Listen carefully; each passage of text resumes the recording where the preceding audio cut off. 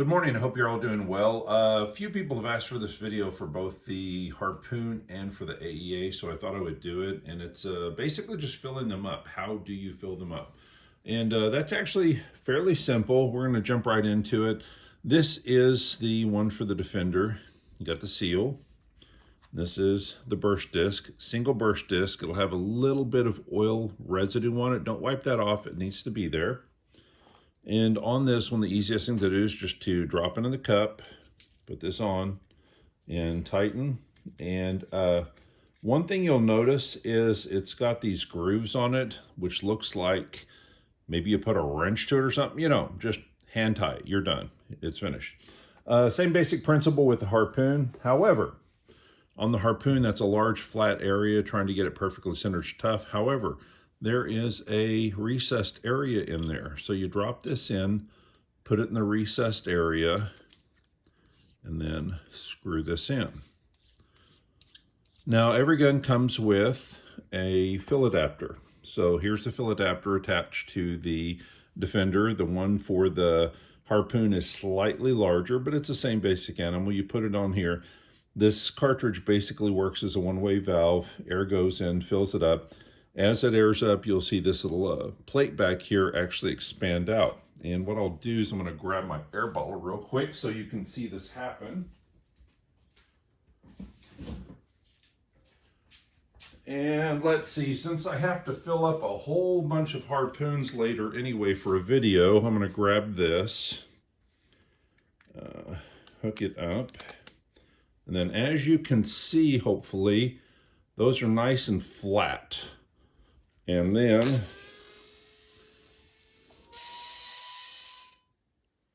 there it goes. I'm hoping you can see that those things are bulging out now. So let's turn the ear off, clear the line.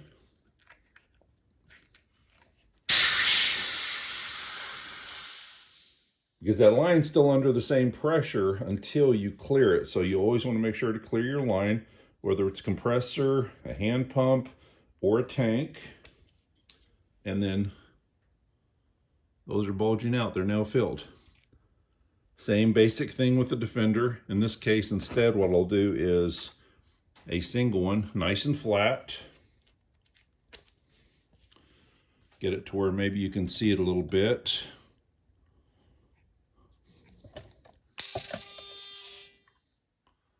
And there it goes, bulging out. So that one is now charged. So charging is pretty straightforward. There's a few little things you can run into, and I want to cover a couple of those. Put the air tank down. One is when this thing gets fired, that one's full, I'm going to set that one aside. When this thing gets fired, sometimes what will happen is you'll see that metal, because again, there was a tiny little area with 4,500 PSI, and when the firing pin strikes this, that thing burst backwards, and it can actually bend around and kind of get caught on this piece. And when that happens, having a little pick tool to kind of shove the edge back over where it'll pop through is pretty handy. There's little dental picks everywhere. We've got them at the hardware stores and automotive stores anymore, just tiny little pick set. And it'll actually bend clear over and kind of be caught on it, and that allows you to just kind of push, pop it back through. So that is filling them. So what can go wrong with this? Troubleshooting. Well,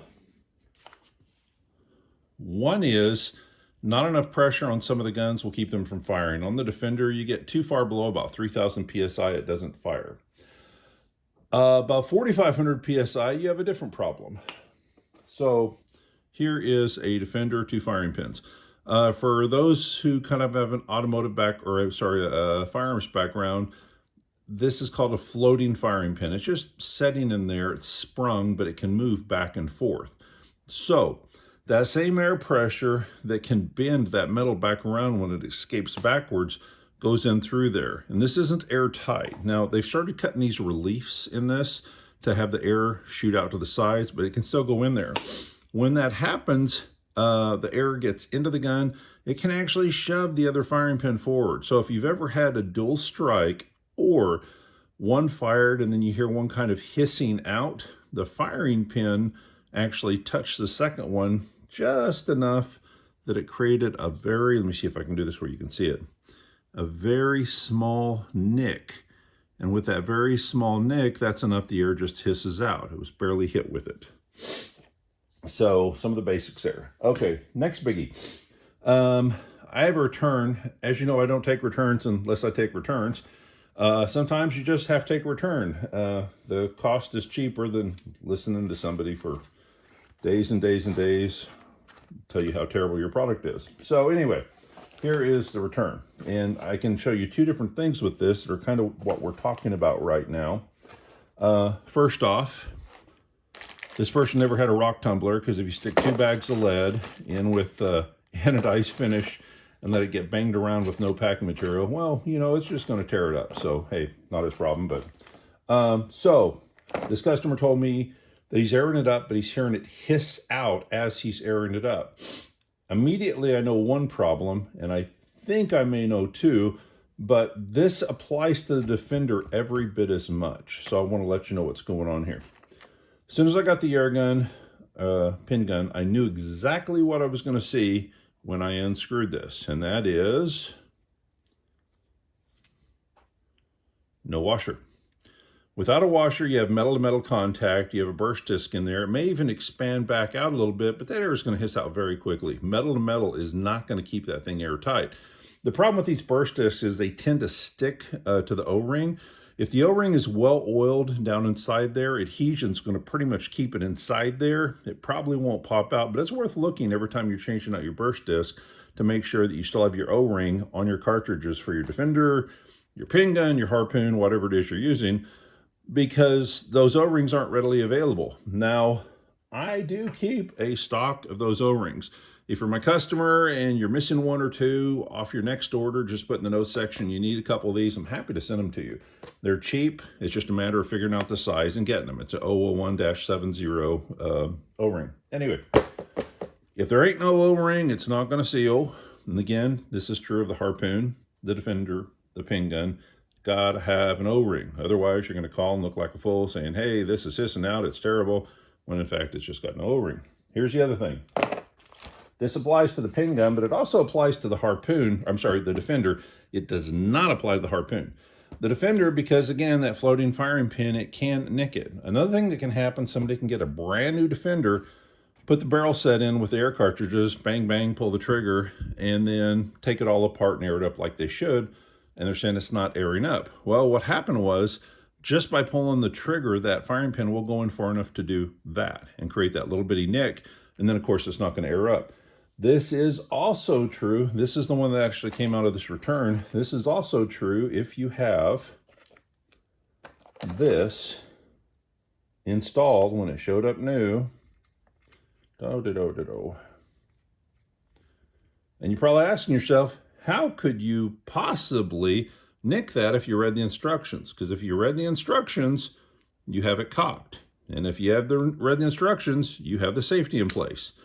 However, if the safety isn't in place and it's not cocked, this is actually resting on that burst disc. As you can see, it's not even all the way down. It's about 1/8 of an inch from being all the way down. Air's coming in, that metal's literally vibrating. This is under spring tension. And what happens is you pop a little bitty hole in that burst disc that I was just showing you, which is exactly what happened. So this person managed to actually mess up both ways. No O-ring, and leaving this thing uncocked, resting against the burst disc, and it pierced a hole. So if you have a pin gun, make sure it's cocked, make sure the safety is in place, because then there's a steel bar basically keeping that firing pin from touching the burst disc. You can air it up and it'll be fine. So the takeaway, read instructions. Make sure the O-ring is always inside there after you've used it, because it's so easy when you're trying to tap that burst disc out that's stuck on the lid to lose the O-ring too. Have a pick for getting that burst disc out from around this if it is around it. Always look for an O-ring, keep the surface nice and clean, hand tight, and if you are missing some on your next order, let me know. I'll be happy to send you some. And that covers all the basics. At this point, that's airing up these cartridges, how to air them up with a dual charge block that we have, or just airing them up individually.